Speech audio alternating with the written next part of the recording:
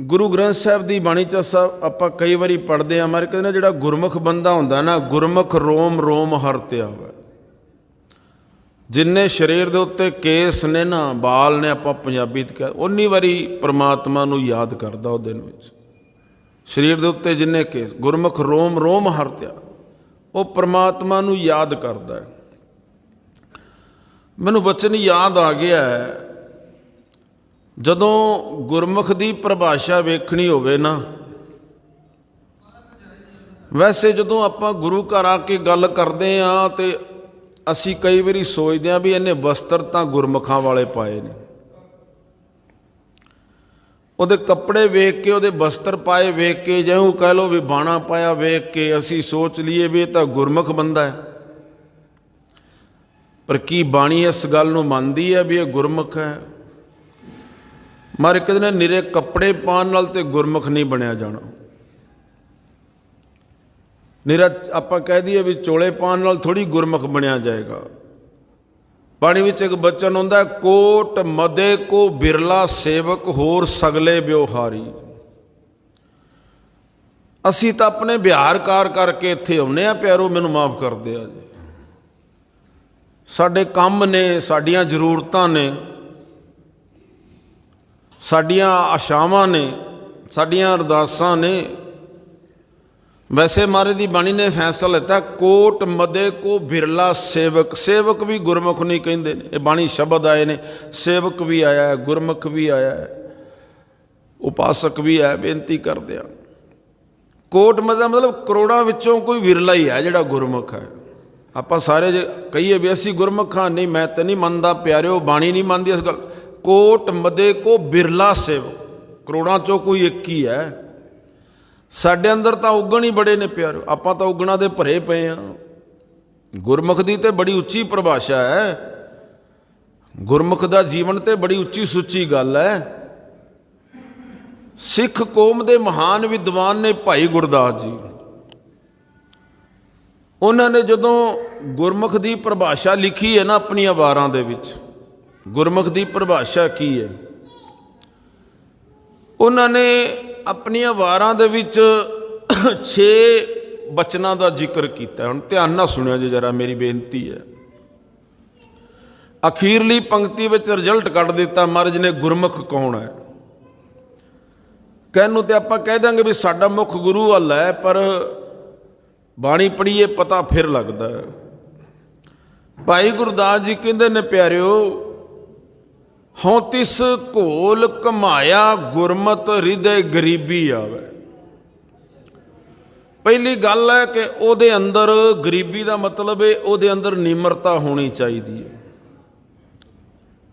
बिल्कुल निमरता होनी चाहिए। वेखे गुरु अर्जन देव जी महाराज के अंदर कितनी निमरता सी। परमात्मा सारिया ताकतां दे मालक सन, परमात्मा के हुक्म नूं मन्निया, निमरता सी बड़ी।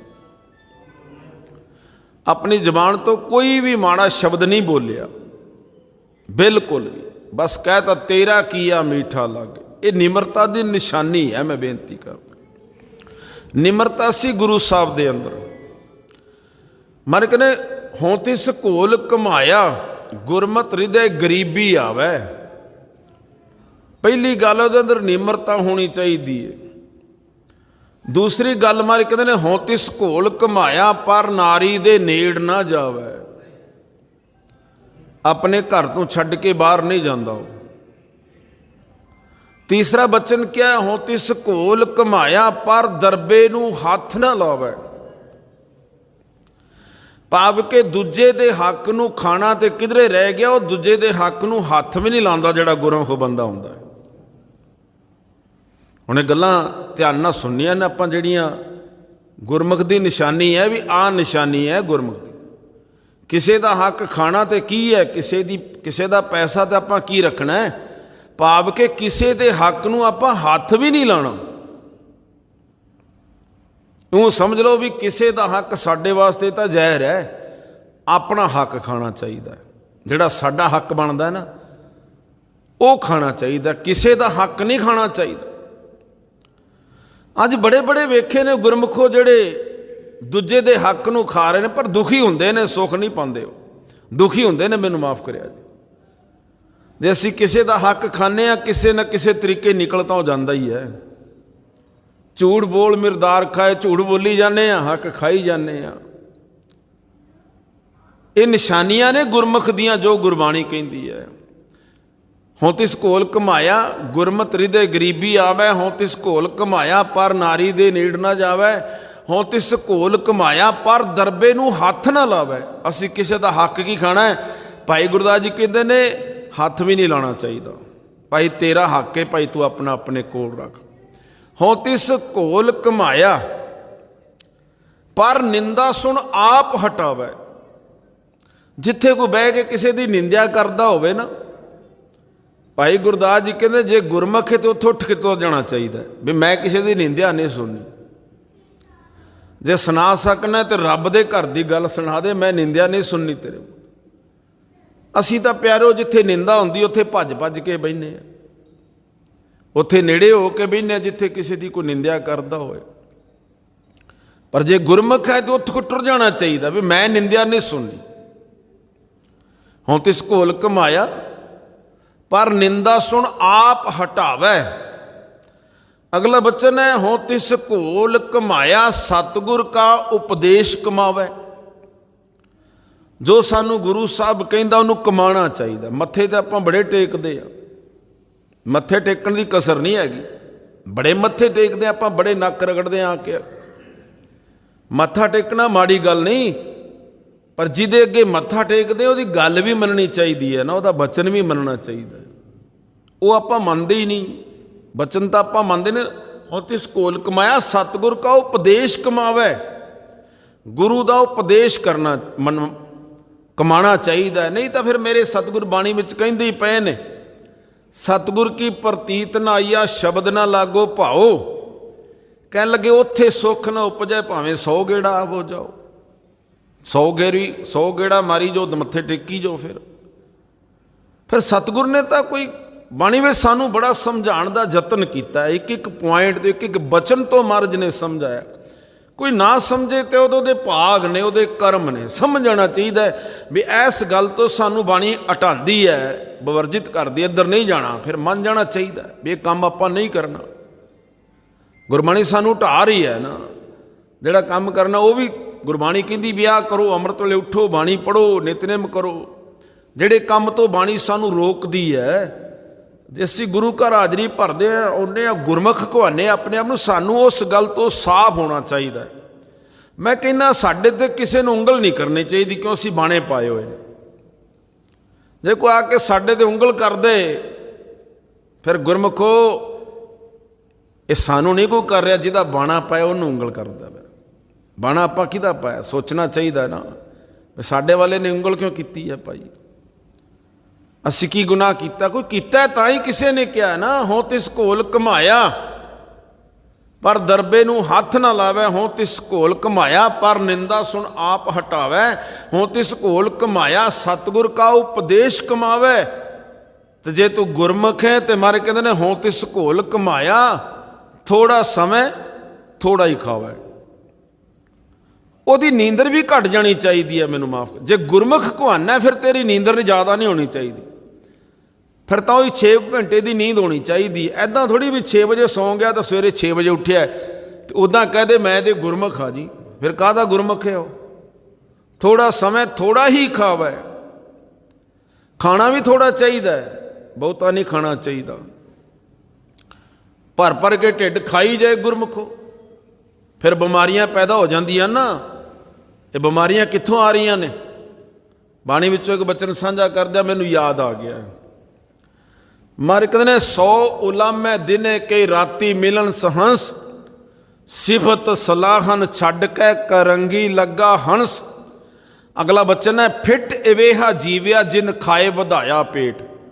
ਕਿਤੇ ਲਾਹਨਤ ਹੈ ਜਿਹਨੇ ਖਾ ਖਾ ਕੇ ਢਿੱਡ ਵਧਾ ਲਿਆ। ਜਿਹੜਾ ਬੰਦਾ ਕੇਵਲ ਖਾਣ ਤੇ ਹੀ ਲੱਗਾ ਹੋਇਆ, ਖਾਈ ਜਾਂਦਾ ਬਸ। ਫਿੱਟ ਇਵੇਹਾ ਜੀਵਿਆ, धिकार है, लानत है तेरे जीवन ਨੂੰ। ਤੂੰ ਤੇ ਖਾ ਖਾ ਕੇ ਸਿਰਫ ਢਿੱਡ ਹੀ ਵਧਾਈ ਜਾਂਦਾ। ਖਾਣ ਤੋਂ ਬਿਨਾਂ ਹੋਰ ਕੰਮ ਹੀ ਨਹੀਂ ਰਹਿ ਗਿਆ ਕੋਈ, ਖਾਈ ਜਾਂਦਾ। ਜਿਤ ਖਾਏ ਵਧਾਇਆ ਪੇਟ, ਨਾਨਕ ਸੱਚੇ ਨਾਮ ਬਿਨ ਸਭੋ ਦੁਸ਼ਮਣ ਏਤ। ਮਹਾਰਾਜ ਕਹਿੰਦੇ ਇੱਕ ਖਾਣ ਤੇ ਹੀ ਲੱਗਾ ਹੈ, परमात्मा ਦਾ ਨਾਮ ਨਹੀਂ, ਸਾਰੀਆਂ ਬਿਮਾਰੀਆਂ ਤੈਨੂੰ ਚੰਬੜ ਜਾਣੀਆਂ ਨੇ। ਦੁਸ਼ਮਣ ਕਿਹੜੇ ਨੇ ਸਾਡੇ? ਬਿਮਾਰੀਆਂ ਸਨ। ਬਿਮਾਰੀ ਸਭ ਤੋਂ ਵੱਡੀ ਦੁਸ਼ਮਣ ਹੈ ਸਾਡੀ। ਬਿਮਾਰੀ ਲੱਗ ਜੇ ਪਿਆਰਿਓ, ਕਈ ਵਾਰੀ ਇਲਾਜ ਵੀ ਨਹੀਂ ਹੁੰਦਾ, ਮਾਰ ਦਿੰਦੀ ਹੈ ਬਿਮਾਰੀ, ਖਤਮ ਕਰ ਦਿੰਦੀ। ਪਤਾ ਉਦੋਂ ਹੀ ਲੱਗਦਾ ਜਦੋਂ ਜੀਵਨ ਖਤਮ ਹੋ ਜਾਂਦਾ ਹੈ, ਪਹਿਲਾਂ ਤਾਂ ਪਤਾ ਹੀ ਨਹੀਂ ਲੱਗਦਾ, ਜੀਵਨ ਖਤਮ ਹੋ ਜਾਂਦਾ ਹੈ। ਇਹ ਬਿਮਾਰੀਆਂ ਤੋਂ ਹੀ ਸਾਰੀ ਗੱਲ ਚੱਲਦੀ ਹੈ, ਸਰੀਰ ਖਤਮ ਹੋ ਜਾਂਦੇ ਨੇ। ਤਾਂ ਹੀ ਤਾਂ ਮਹਾਰਾਜ ਦੀ ਬਾਣੀ ਨੇ ਕਿਹਾ, ਹੁਣ ਤਿਸ ਘੋਲ ਕਮਾਇਆ, ਥੋੜਾ ਸਮੇਂ ਥੋੜਾ ਹੀ ਖਾਵੇ। ਜ਼ਿਆਦਾ ਖਾਣ ਦੇ ਨਾਲ ਵੀ ਸਰੀਰ ਰੋਗੀ ਹੁੰਦਾ ਹੈ। ਮੈਨੂੰ ਮਾਫ ਕਰਦਾ, ਬਾਣੀ ਕਹਿੰਦੀ ਜ਼ਿਆਦਾ ਸੌਣ ਦੇ ਨਾਲ ਵੀ ਸਰੀਰ ਰੋਗੀ ਹੋ ਜਾਂਦਾ ਹੈ। ਜੇ ਆਪਾਂ ਜ਼ਿਆਦਾ ਨੀਂਦ ਲੈਂਦੇ ਹਾਂ ਨਾ, ਸਰੀਰ ਰੋਗੀ ਹੋ ਜਾਂਦਾ ਹੈ, ਬਿਮਾਰ ਹੋ ਜਾਂਦੇ ਹਾਂ। ਹਾਂ, ਜਿੰਨੀ ਕੁ ਸਰੀਰ ਨੂੰ ਜ਼ਰੂਰਤ ਹੈ, 6 ਘੰਟੇ ਗ੍ਰਸਤੀ ਜੀਵਨ ਹੈ, 6 ਘੰਟੇ, ਕੋਈ ਸਾਧੂ ਮਹਾਂਪੁਰਖ ਹੈ ਤੇ 4-5 ਘੰਟੇ। ਗ੍ਰਸਤੀ ਜੀਵਨ ਜਿਹਨੇ ਕੰਮ ਕਰਨਾ, ਚਲੋ ਹੋਰ ਅੱਧਾ ਘੰਟਾ ਵੱਧ ਲਾ ਲਓ। ਇਹੀ 6-6.5 ਘੰਟੇ ਦੀ ਨੀਂਦ ਚਾਹੀਦੀ ਜਿਹੜੇ ਗ੍ਰਸਤੀ ਜੀਵਨ ਵਾਲੇ ਨੇ। ਇਸ ਤੋਂ ਵੱਧ ਸਵਾਂਗੇ ਤੇ ਫਿਰ ਆਪਾਂ ਬਿਮਾਰ ਹੋ ਜਾਵਾਂਗੇ। ਬਿਮਾਰ ਹੋ ਜਾਂਦਾ ਬੰਦਾ, ਪਿਆ ਪਿਆ ਬਿਮਾਰ ਹੀ ਹੋ ਜਾਂਦਾ ਹੈ। ਸਰੀਰ ਨੂੰ ਤੰਦਰੁਸਤੀ ਚਾਹੀਦੀ ਹੈ, ਸਵੇਰੇ ਉੱਠਣਾ ਚਾਹੀਦਾ ਹੈ, ਇਸ਼ਨਾਨ ਕਰਨਾ ਚਾਹੀਦਾ ਹੈ, ਬਾਣੀ ਪੜ੍ਹਨੀ ਚਾਹੀਦੀ ਹੈ। ਬਵੇਗਾ ਚੌਕੜਾ ਮਾਰ ਕੇ, ਕਿੰਨੇ ਰੋਗ ਦੂਰ ਹੋ ਜਾਂਦੇ। ਚੌਕੜਾ ਮਾਰ ਕੇ ਬੈਠਾ ਨਾ ਤੇ ਜ਼ਬਾਨ ਤੋਂ ਬਾਣੀ ਪੜ੍ਹਦਾ, ਕਿੰਨੇ ਰੋਗ ਨੇ ਜਿਹੜੇ ਦੂਰ ਹੋ ਜਾਂਦੇ ਨੇ। ਔਰ ਜੇ ਸੁੱਤੇ ਹੀ ਰਹਿ ਜਾ, ਜ਼ਿਆਦਾ ਲੰਮਾ ਸੌਂਦੇ ਆ ਤਾਂ ਫਿਰ ਬਿਮਾਰੀਆਂ ਘਰ ਦੇ ਸਰੀਰ ਘਰ ਵਿੱਚ ਬਿਮਾਰੀਆਂ ਆ ਜਾਂਦੀਆਂ ਨੇ। ਆ ਸੁਣਦੇ ਆ ਰੋਜ਼, ਦੇਖੋ ਕਿੰਨੀਆਂ ਮੌਤਾਂ ਹੋ ਰਹੀਆਂ ਅਟੈਕ ਦੇ ਨਾਲ। ਇਹ ਅੱਜ ਕੱਲ੍ਹ ਦੇ ਖਾਣੇ ਦੇ ਉੱਤੇ ਸੰਬੰਧ। ਮੈਂ ਕੱਲ੍ਹ ਗੰਗੋ ਕਥਾ ਕਰ ਰਿਹਾ ਸੀ ਯੂਪੀ, ਔਰ ਉੱਥੇ ਜਦੋਂ ਮੈਂ ਉੱਠ ਕੇ ਬਾਹਰ ਆਇਆ, ਲੰਗਰ ਛਕਣ ਡਿਆ ਸੀ, ਤੇ ਇੱਕ ਸਿੰਘ ਆਇਆ ਮੇਰੇ ਕੋਲ, ਕਹਿੰਦੇ ਜੀ ਭਾਈ ਸਾਹਿਬ ਜੀ, ਅੱਜ ਅਸੀਂ ਫੁੱਲ ਚੁੱਗਣੇ ਸਨ, ਸਾਡੇ ਘਰ ਵੀ ਮੌਤ ਹੋ ਗਈ। ਇਹ ਕੱਲ੍ਹ ਯੂਪੀ ਦੀ ਗੱਲ ਹੈ। ਤੇ ਅਸੀਂ ਹੁਣ ਅੱਜ ਨਹੀਂ, ਫੁੱਲ ਇੱਥੇ ਭੋਗ ਸੀ, ਘਰ ਦੇ ਵਿੱਚ ਹੀ ਆਪਣੇ ਪਰਿਵਾਰ ਵਿੱਚ ਹੀ 2 ਮੌਤਾਂ ਇਕੱਠੀਆਂ ਹੋ ਗਈਆਂ ਨੇ। ਕੱਲ੍ਹ ਨੂੰ ਫੁੱਲ ਚੁੱਗਾਂਗੇ, ਕੱਲ੍ਹ ਨੂੰ ਤੁਹਾਨੂੰ ਦੱਸਾਂਗੇ ਭੋਗ ਕਿੱਦਣ ਹੈ। ਇਹ ਗੰਗੋ ਦੇ ਇਲਾਕੇ ਦੀ ਕੱਲ੍ਹ ਦੀ ਗੱਲ ਹੈ।